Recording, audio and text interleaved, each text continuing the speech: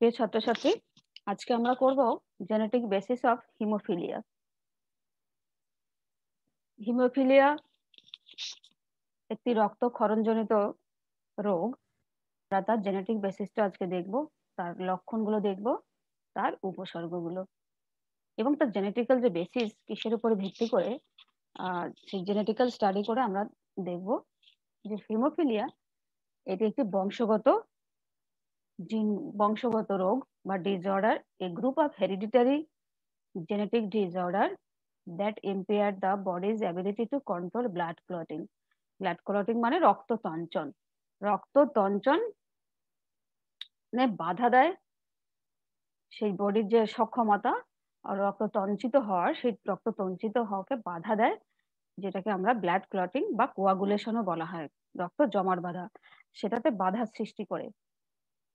এবং এই রোগটি হচ্ছে হিমোফিলিয়া, যেটি একটি বংশগত রোগ। অবশ্যই তার পিছনে একটা জেনেটিক্যাল বেসিস বা জেনেটিক্যাল স্টাডি, জিনগত কারণ রয়েছে, সেটা আমরা জেনেটিক্যাল স্টাডি করে দেখব।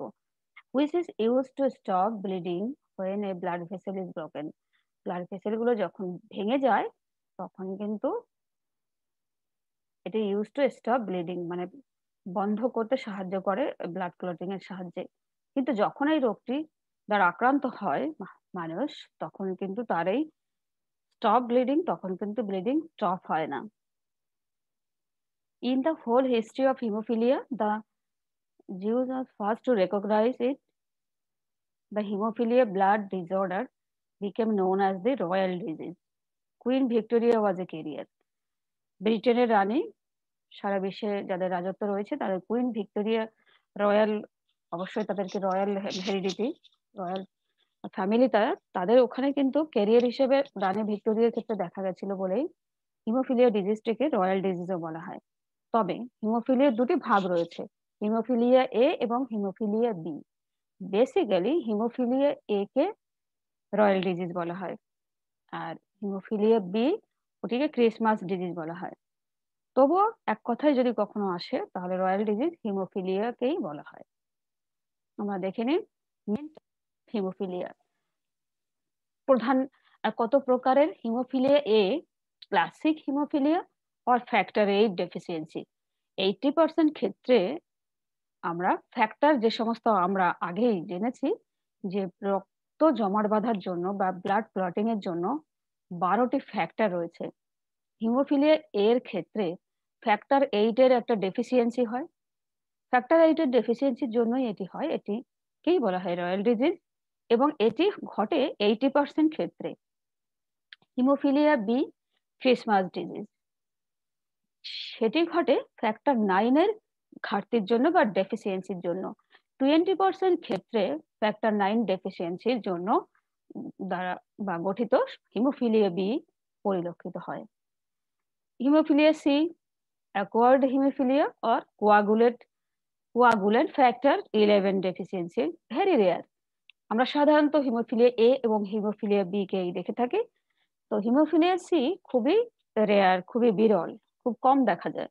এটি অ্যাকোয়ার্ড হিমোফিলিয়া, অর্জিত হিমোফিলিয়া, এবং এর জন্য যে কোয়াগুলেন্ট ফ্যাক্টর রয়েছে, অর্থাৎ রক্ত জমাট তঞ্চনকারী যে ফ্যাক্টর 11 তার ডেফিসিয়েন্সির জন্য এটি হয়ে থাকে।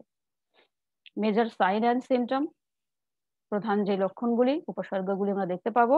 Characteristic symptoms vary with the severity. কিছু কিছু ক্ষেত্রে কিন্তু মাইল্ড দেখা যায়, অর্থাৎ উপসর্গগুলি একটু কম প্রকাশিত হয়। কিছু কিছু ক্ষেত্রে যত বেশি তার মাত্রা বাড়বে, যত বেশি তার সিভিয়ারিটি অর্থাৎ ফ্যাটালিটি যত বেশি হবে, তত বেশি তার সিমটম গুলো আমরা মারাত্মক আকারে দেখতে পাবো। ডিপ, শুধু বাইরে কোথাও কেটে গেলে ছোটখাটো জালক সেখানে যে কিছুক্ষণ পরে জমাট বাঁধে, সেক্ষেত্রে হিমোফিলিয়ায় আক্রান্ত ব্যক্তির সেই জমাট বাঁধতে সময় লাগবে।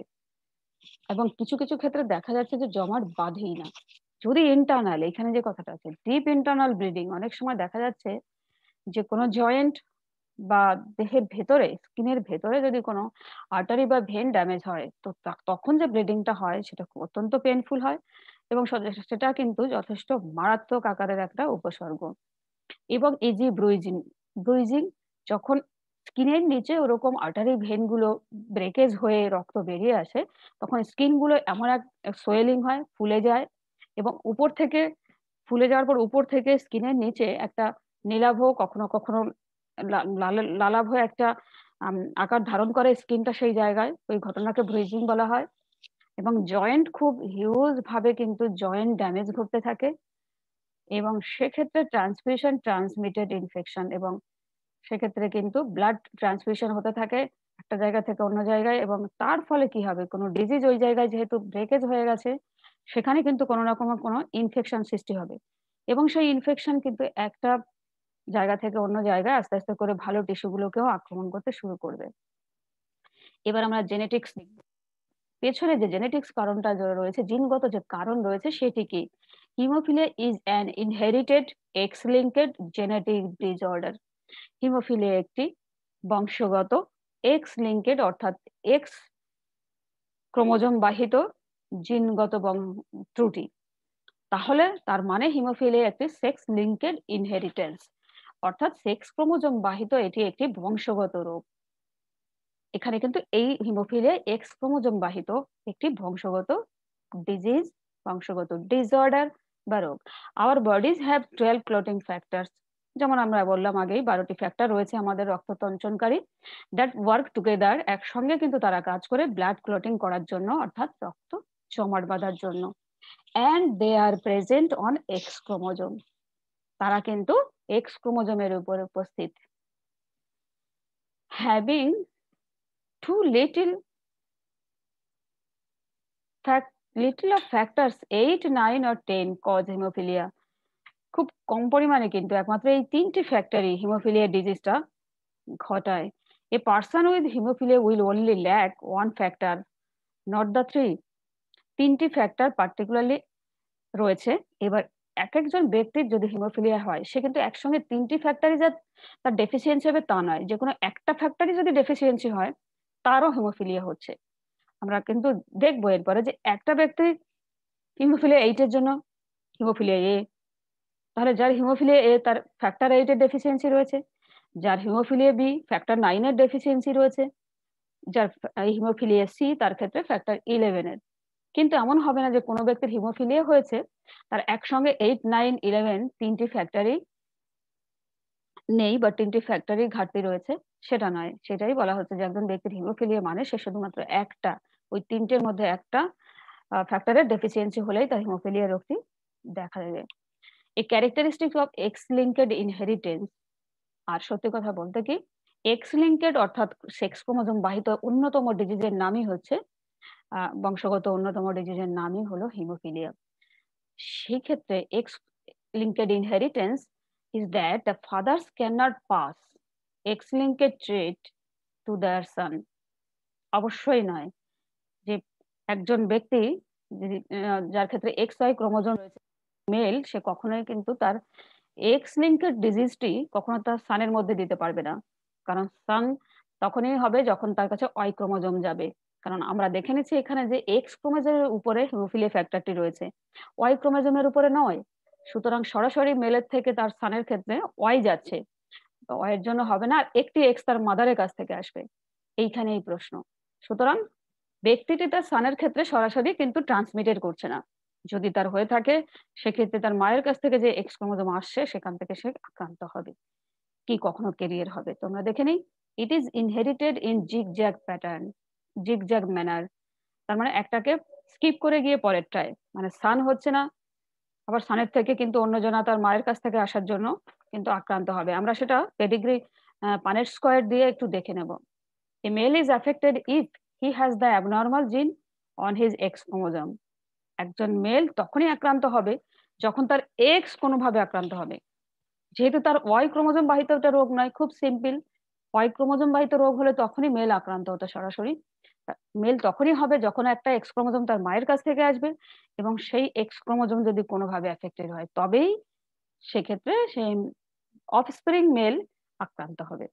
Female is a carrier, female carrier হবে of haemophilia if she has the abnormal gene on of her X chromosome.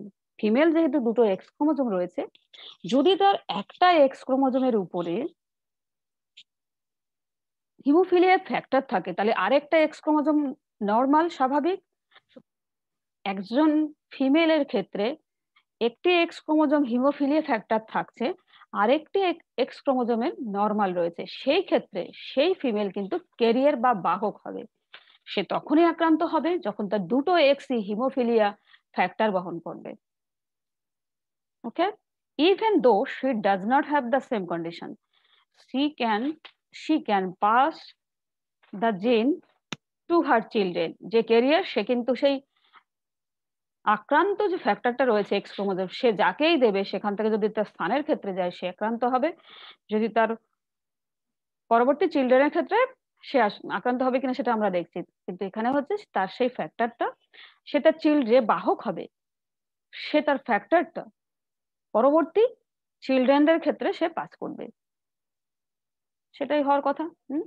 এবার দেখে নিই, এক একটা করে দেখবো যে ক্যারিয়ার মাদার যদি হয় আর সেখানে নন হিমোফিলিক ফাদার যদি নর্মাল হয়, তাহলে সেক্ষেত্রে তোমরা কিন্তু পানেট স্কোয়ার করে দেখবে, এই রেজাল্টই আসবে। আমাদের বইয়ে অনেকগুলো এক্সাম্পল দেওয়া আছে, আমরা ক্লাস 10-এও কিন্তু এই প্রসঙ্গে বলে রাখি, হিমোফিলিয়া সম্পর্কে প্রচুর আমরা করেছি, তাই তোমরা ইজিলি পেরে যাবে। তোমাদের কাছে কিছু পরবর্তী ক্লাসগুলোতে আমি কোশ্চেন দিয়ে দেবো, সেগুলো তোমরা সলভ করবে, অর্থাৎ পানেট স্কোয়ার তোমরা করে দেখাবে। এখানে দেখো, যদি হয় ক্যারিয়ার মাদার, তার মানে কি তার একটা এক্স ক্রোমোজোম হিমোফিলিয়া ফ্যাক্টর রয়েছে আর একটা নর্মাল।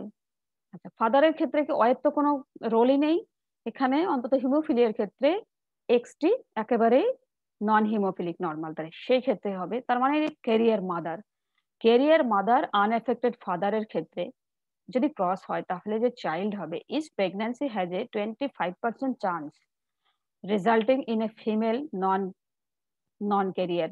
25% ক্যারিয়ার হবে না, 25% ক্যারিয়ার হবে ফিমেলের ক্ষেত্রে, আর 25% নন হিমোফিলিক মেল হবে, একেবারেই স্বাভাবিক হবে।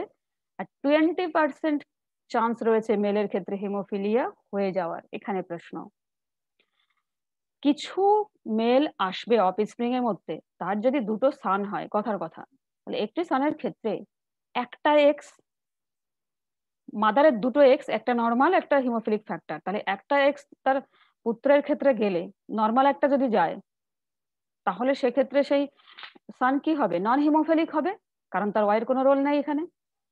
কিন্তু মায়ের হিমোফিলিক ফ্যাক্টর সহ যে এক্স ক্রোমোজোম, সেটা যদি পরবর্তী সানের ক্ষেত্রে যায় তাহলে সে কিন্তু অ্যাফেক্টেড। তাহলে কি দেখা যাচ্ছে, ফিমেল যদি ক্যারিয়ার হয় অবশ্যই 20% সান হিমোফিলিয়া হবেই, এটাই কিন্তু বোঝা গেল। আমরা আগেও করেছি, এই দেখো এখানে আমরা পেডিগ্রিও করে দেওয়া, পানেট স্কোয়ারের সাহায্যে করেই দেওয়া আছে। আমরা এখান থেকে হিমোফিলিক যেটি রয়েছে ছোট হাতের এইচ দিয়ে ফ্যাক্টরটিকে বোঝানো হয়েছে, তো সেক্ষেত্রে ক্যারিয়ার হয়েছে। কিছু ডটার একেবারেই আনএফেক্টেড রয়েছে, কারণ তার ফাদারের কাছ থেকে এটা নর্মাল এক্স এসছে, আরেকটি এই নর্মাল এক্স তার মায়ের কাছ থেকে এসছে।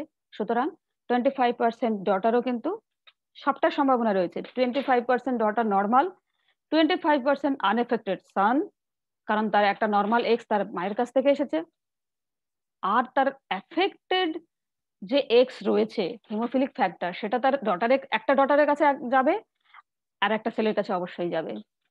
তাহলে যদি আমরা এখানে 100% করে দেখি, তাহলে 25% ছেলে নর্মাল, 25% মেয়ে নর্মাল, বাট আর 25% ডটার অবশ্যই কি হবে, ডটার কিন্তু ক্যারিয়ার হচ্ছে বারে বারে। তার কারণ তার তো দুটো এক্স, একটা তো নর্মাল এক্স মায়ের কাছ থেকে আসছেই, আর একটা এফেক্টেড আসছে। তাহলে মায়ের ওই এফেক্টেডটা যখনই একটা সানের ক্ষেত্রে যাচ্ছে, তখনই সেই সান ফুললি হিমোফিলিয়ায় আক্রান্ত হচ্ছে। ক্লিয়ার? এবারে দেখো, মাদার ক্যারিয়ার নয়, একেবারে normal, but father with haemophilia, তার মানে ফাদারের একটি এক্স হিমোফিলিয়া। তার মানে এখানে আমরা একটা জিনিস দেখবো, সেটা হচ্ছে যে মা যদি নন ক্যারিয়ার হয়, ক্যারিয়ার নর্মাল, আর ফাদার হচ্ছে হিমোফিলিয়া রয়েছে, তার মানে ফাদারের একটি এক্স এর ক্ষেত্রে কিন্তু হিমোফিলিক ফ্যাক্টর। প্রত্যেকটা প্রেগন্যান্সির ক্ষেত্রে কি আসবে, 50% চান্স অফ ফিমেল ক্যারিয়ার হয়ে যাবে, 50% chance of a non haemophilic male হবে। Sons of haemophilic fathers and non-carrier mothers will not have hemophilia। এইখানে কিন্তু খুবই গুরুত্বপূর্ণ বিষয়। এটা যে দেখা গেল হিমোফিলিক ফাদার হয়েছে, তা সত্ত্বেও 50% ফিমেল ক্যারিয়ার হয়েছে এবং নন হিমোফিলিক 50% মেল হয়েছে, কিন্তু যখনই মাদার ক্যারিয়ার ছিল, এফেক্টেডও নয়, তখনও কিন্তু বেশিরভাগই 25% ছেলেরাও অ্যাফেক্টেড ছিল, 25% মেয়েরাও অ্যাফেক্টেড ছিল। যেহেতু এটা এক্স ক্রোমোজোম বাহিত, তাই সবসময় কিন্তু ফিমেলদের ক্ষেত্রে ব্যাপারটা ফিমেলরা যে এক্স ক্রোমোজোম আছে কিনা সেটা কিন্তু বারে বারে ইনহেরিটেন্ট মানে হওয়ার ক্ষেত্রে, পরবর্তী জেনারেশনে যাওয়ার ক্ষেত্রে যথেষ্ট প্রভাবিত করছে। সেক্ষেত্রে একজন ফাদার হিমোফিলিয়া থাকা সত্ত্বেও 50% হিমোফিলিয়া হলো না, অথচ মাদার শুধু ক্যারিয়ার হওয়ার জন্য কিন্তু অ্যাফেক্টেডই হলো বেশিরভাগ। এখানেই বলা হচ্ছে যেহেতু এটা এক্স, কেন এটা ঘটছে? এটা ঘটছে এই কারণে, কারণ এই ডিজিজটি হিমোফিলিয়া এক্স ক্রোমোজোম বাহিত, সেই জন্যই। আমরা দেখিনি পেডিগ্রিতে পানেট স্কোয়ারের সাহায্যে করে দেয়, দেখো দেখো আনএফেক্টেড মাদার, তাহলে মাদারের দুটো এক্স আনএফেক্টেড, দুটো ছেলের ক্ষেত্রেও গেছে, দুটো মেয়ের ক্ষেত্রে গেছে।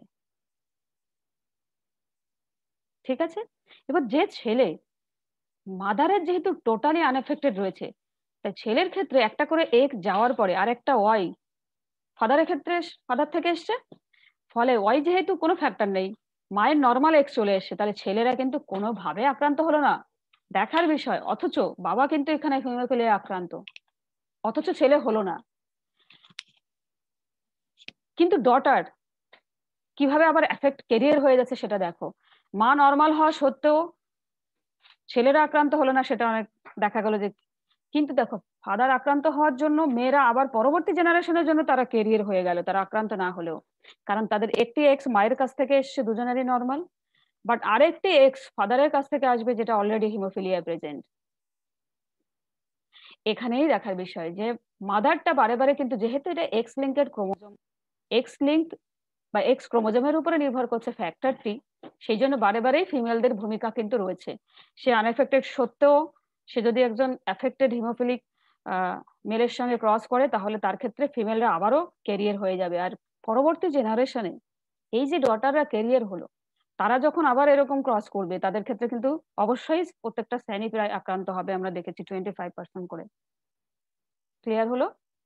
এবারে দেখো ক্যারিয়ার মাদার ফাদার হিমোফিলিয়া রয়েছে, এক্ষেত্রে চান্স 25% ফিমেল ক্যারিয়ার হবে, 25% ফিমেল হিমোফিলিয়া হবে। কোনো ফিমেলই বাদ যাচ্ছে না, কারণ বাবার অলরেডি হিমোফিলিয়া রয়েছে, প্রত্যেকটা এক্স এ হিমোফিলিক ফ্যাক্টর আছে, ওদিকে মা আবার ক্যারিয়ার, মানে একটা এক্স ক্রোমোজোমে অলরেডি হিমোফিলিক ফ্যাক্টর রয়েছে, তো সুতরাং 25% অবশ্যই ক্যারিয়ার হবে, 25% তো আক্রান্ত হবে ফিমেল চান্স রয়েছে, আর 25% নন হিমোফিলিক হবে। এখানে 25% যেহেতু ক্যারিয়ার রয়েছে মাদার, সেই জন্য ছেলেরা আক্রান্ত হবে 25%। দেখো ছবিটা, ক্যারিয়ার এখানেও রয়েছে। ফাদারের ক্ষেত্রে তার একটা এক্স ক্রোমোজোম এখানে এসছে, একটা ছেলের ক্ষেত্রে আর একটা ছেলে মেয়ের ক্ষেত্রে। তাহলে এখানে আমরা দেখতে পাচ্ছি ওয়াই ক্রোমোজোম আসার জন্য মাদারের কাছ থেকে এই যে ফ্যাক্টরটা রয়েছে হিমোফিলিক ফ্যাক্টর, সেটা প্রত্যেকটা ছেলে মেয়ের মধ্যে, এখানে দেখো ছেলের ক্ষেত্রে এসছে, মেয়ের ক্ষেত্রে এসছে, এখানেও এসছে। এইবারে দেখো মাদারের নর্মাল এক্সটা পেয়েছে এই ছেলে, তার ক্ষেত্রে তার আনএফেক্টেড সান হলো। হিমোফিলিয়া বাবা থাকা, মানে পিতা, আই মিন ফাদার হিমোফিলিক হওয়া সত্ত্বেও কিন্তু 25% সান আনএফেক্টেড রইল না। একটা X chromosome, Y chromosome father থেকে আসা আসা মানে এসেছে, এবং মাদার থেকে যে এক্সটা এসছে সেটি নর্মাল, ফলে আনএফেক্টেড রইল। বাট 25% অবশ্যই হিমোফিলিক হবে, যে একটা হিমোফিলিক ফ্যাক্টর তো অবশ্যই মাদারের থেকে সানের ক্ষেত্রে আসবে। এবার ফাদার থেকে আরেকটা এক্স ক্রোমোজোম কিন্তু চলে আসবে ডটারের ক্ষেত্রে। সেক্ষেত্রে ডটারের চান্সটা রয়েছে 25% হিমোফিলিক এবং ক্যারিয়ার, কেউ কিন্তু নর্মালি হবে না, যেহেতু অলরেডি মাদার ক্যারিয়ার, আবার ফাদার আক্রান্ত।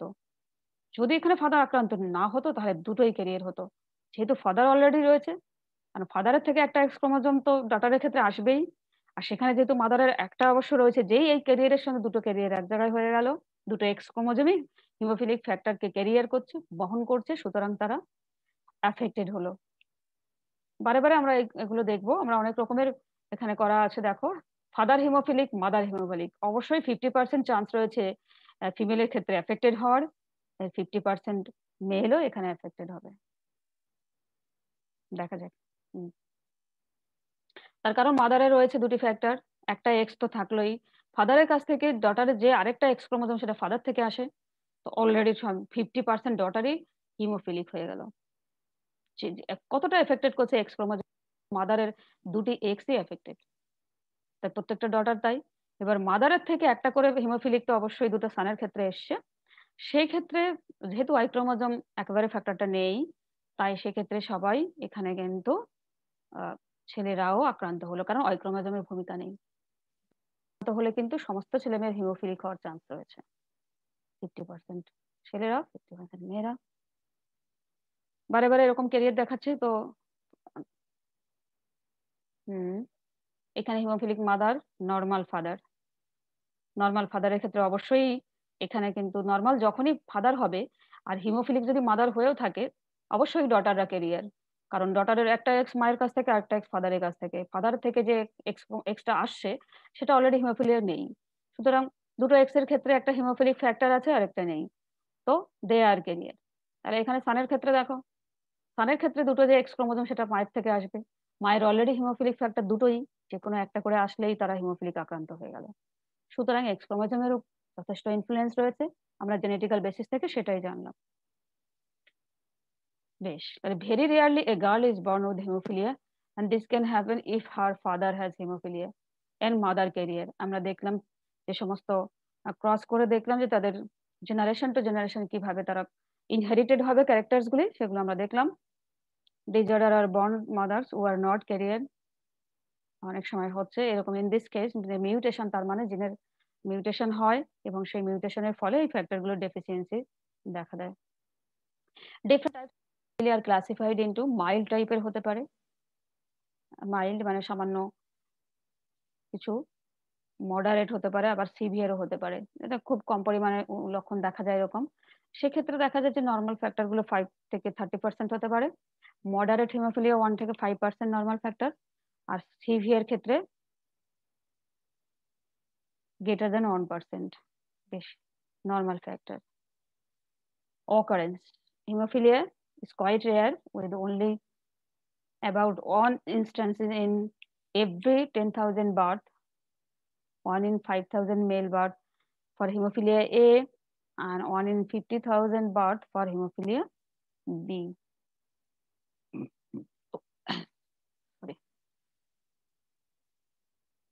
আমরা জানি প্রিভিয়াস ক্লাসগুলোতেও দেখেছি যে সমস্ত সমস্যাগুলি হিমোফিলিয়ায় হয়। আমাদের জেনেটিক্যাল যে কাউন্সিলিং রয়েছে সেগুলো আমাদের ম্যানেজমেন্টের ক্ষেত্রে দরকার হয়। একটু দেখে নিই। হিমোফিলিয়া ইজ নট কিউরেবল, এটা genetical disorder, but treatment can prevent crippling deformity. Joint গুলোতে যে সমস্যাগুলো দেখা দেয়, কিন্তু এখন ট্রিটমেন্ট করে সেগুলোকে অনেকটা কিন্তু ইমপ্রুভমেন্টের দিকে পুরোপুরি না হলেও সেগুলো কিন্তু সিভিয়ারিটি থেকে অন্তত বাঁচিয়ে রাখা গেছে, আরো একটু মানে মারাত্মক আকার থেকে একটু সিমটম গুলো এবং রোগটাকে আরো বেশি কমিয়ে আনা হয়েছে। লাইফ এক্সপেক্টেন্সি বাড়ানো হয়েছে। ওই যে বললাম, পুরোপুরি না হলেও তাদেরকে বাঁচিয়ে রাখা সম্ভব হয়েছে। বিভিন্ন রকমের ওষুধ এবং ইনজেকশন গুলো রয়েছে। জয়েন্ট গুলো যে সমস্যা দেখা যায়, লিম্ফয়েড গ্ল্যান্ডের কাছে যে সমস্যা দেখা দেয়, সেগুলো থেকে অনেকটা মুক্তি পাওয়া গেছে। Correct treatment quickly stops bleeding গুলো তাড়াতাড়ি করে বন্ধ করা সম্ভব হয়েছে। Plasma level of deficient clotting factor, আরো নতুন নতুন সব ট্রিটমেন্ট গুলো এখন বেরোচ্ছে। দিস হেল্পস টু প্রিভেন্ট ডিসএবলিং ডিফরমিটিস গুলো যেগুলো হয়ে থাকে আর্টারি ভেনের ব্রেকেজের জন্য গ্ল্যান্ড গুলোতে, ডিউ টু রিপিটেডলি, মানে বারে বারে ভেতরে ভেতরে ইন্টারনাল যে ব্লিডিং, সেটা মাসেল এবং জয়েন্টের ক্ষেত্রে খুবই সমস্যা দেখা দেয়। সেগুলো কিন্তু অনেকটা রক্ষা করা গেছে, প্রিভেন্ট করা গেছে, অনেকটা প্রতিরোধ করা গেছে। তাহলে আজকে আমরা এই পর্যন্তই শেষ করছি। হিমোফিলিয়ার এখান থেকে কিন্তু আমাদের যে পানেট স্কোয়ারের সাহায্যে যে বলা থাকবে অনেক সময় যে মেল ফিমেল এরকম ফাদার মাদার যদি তারা আক্রান্ত হয়, ক্যারিয়ার হয়, আমরা অনেকগুলো এক্সাম্পলের সঙ্গে আলোচনা করলাম। সেগুলো আমাদের কিন্তু পরীক্ষায় অনেক সময় আসে। ওকে, তাহলে আজকে এই পর্যন্তই রইলো।